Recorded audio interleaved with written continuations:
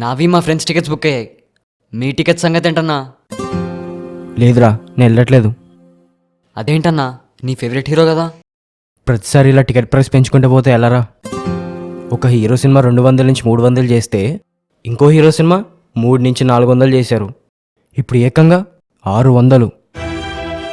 Ticket price పెంచడంలో competition ఏంట్రా? చిల్లన్నా, మనకేమో డబ్బులు తక్కువ.